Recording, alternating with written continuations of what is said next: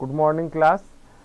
मैं Mohan Kumar Singh, BCA department, RSS science college Sitamarhi से C plus plus के इस लेक्चर में आप सभी का वेलकम है। तो आज जिस टॉपिक का हम लोग डिस्कशन करेंगे, दैट टॉपिक इज इनहेरिटेंस। और हम लोग जानते हैं कि कोई भी ऑब्जेक्ट ओरिएंटेड प्रोग्रामिंग लैंग्वेज यदि है तो वो 4 फीचर्स को निश्चित रूप से सपोर्ट करता है, और 4 फीचर्स जो कि abstraction, encapsulation, polymorphism and inheritance, जिसमें से 3 टॉपिक्स को हम लोग कवर कर चुके हैं, देख चुके हैं।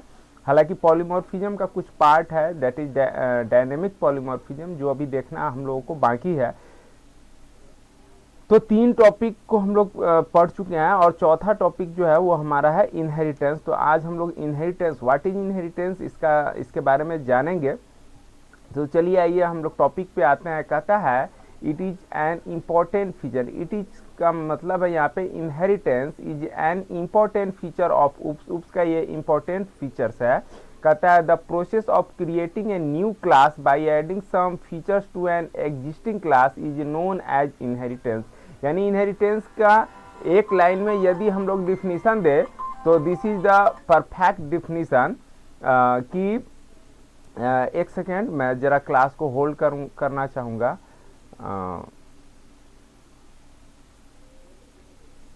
ओके क्लास, तो कहता है कि एक लाइन में यदि हम लोग डिफिनेशन देना चाहें इनहेरिटेंस का, तो ये एकदम सटीक डिफिनेशन है कि नया क्लास बनाना using some features of existing class. यानी एग्जिस्टिंग क्लास के फीचर्स को नए क्लास में ऐड कर दीजिए, और इस तरीके से जो नया क्लास बनेगा, that process is called inheritance. Okay, कहता है the existing class is known as base class. अब इस तरीके से जो नया क्लास बनेगा, तो पहले से भी एक क्लास होगा तभी तो नया क्लास बनेगा। तो जो एग्जिस्टिंग क्लास यानी पहले वाला क्लास जो है उसको हम लोग बेस क्लास या पेरेंट क्लास बोलते हैं।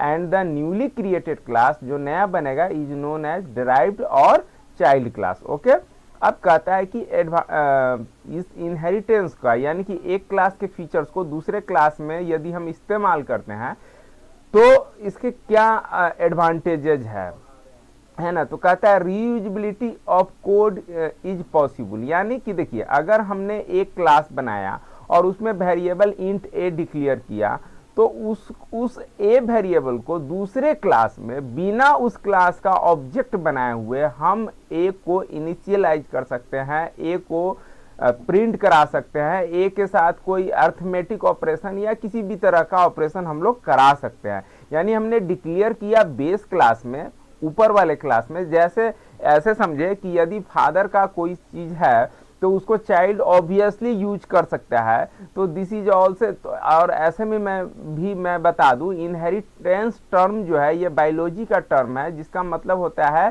कि हिंदी में इसका शाब्दिक अर्थ का है तो वंशानुगत, यानी कि एक पीढ़ी से दूसरी पीढ़ी, दूसरी पीढ़ी से तीसरी पीढ़ी को जो मिलते जाता है, this process is called inheritance.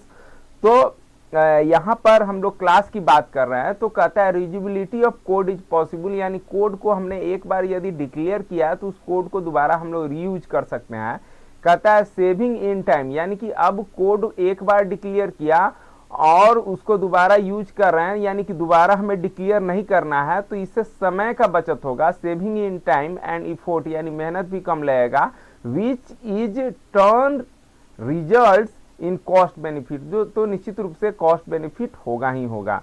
जब समय कम लग रहा है, मेहनत कम लग रहा है, तो कॉस्ट बेनिफिट होना ही होना है। It is use to add some enhancement to the base class. अब कहता है ये तीसरा और इंपॉर्टेंट इसका एडवांटेज है कि बेस क्लास में कुछ फीचर्स हैं और उसको और इन्हांस बनाना है, तो उसके लिए हम लोग डिराइव्ड क्लास का यूज करते हैं या चाइल्ड क्लास का यूज करते हैं। ओके, अब इस एग्जांपल से इसको बहुत अच्छी तरीके से हम लोग समझ जाएंगे।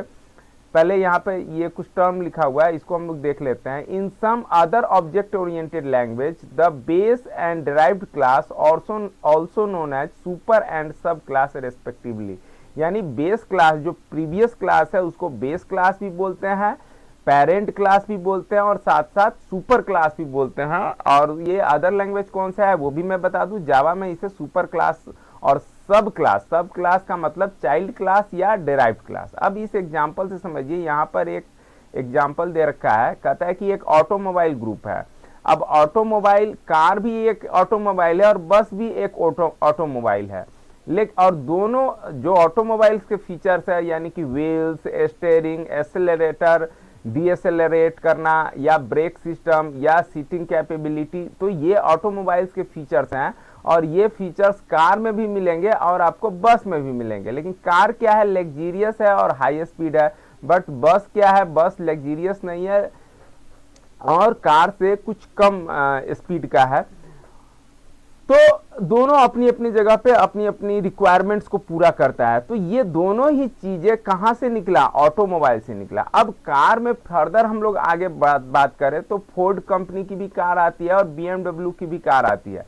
दोनों कार्स के अलग अलग फीचर्स है, लेकिन ये किसके फीचर्स है, यानी कार के सारे जो फीचर्स है वो फोर्ड में भी मिलेंगे और बीएमडब्ल्यू में भी मिलेंगे। उसी तरीके से बस है, तो बस भी सिटी राइड और मार्को पोलो, तो ये दो तरह के बस है। ये बस छोटा होता है साइज में, सिटी राइड, ये मार्को पोलो साइज में बड़ा होता है।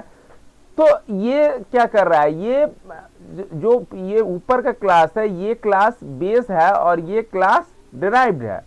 फिर इससे ऊपर जब हम बढ़ते हैं तो ऑटोमोबाइल क्या है, एक ऐसा बेस क्लास है जिसको सभी उसको इनहेरिट कर रहा है, यानी ऑटोमोबाइल्स के फीचर्स इन सब में मिलेंगे। तो इन हम कह सकते हैं इन सभी क्लास का सुपर क्लास ऑटोमोबाइल क्लास हुआ। और ऑटोमोबाइल सुपर क्लास के कार एंड बस जो है ये सब क्लास हुए। लेकिन कार और बस फिर बेस क्लास है किसके लिए, तो कार बेस है फोर्ड एंड बीएमडब्ल्यू के लिए, बस बेस है हमारा सिटी राइड और मार्को पोलो के लिए।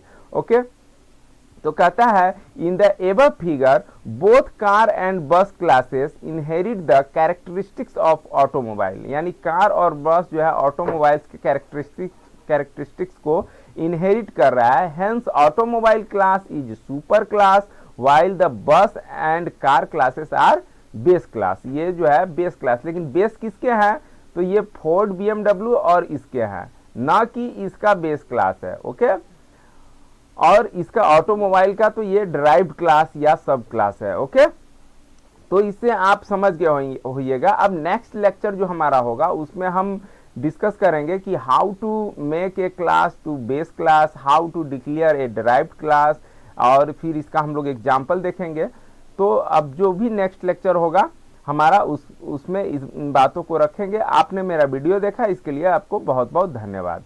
चलिए मैं अपना वीडियो यहीं पे पॉज करता हूँ।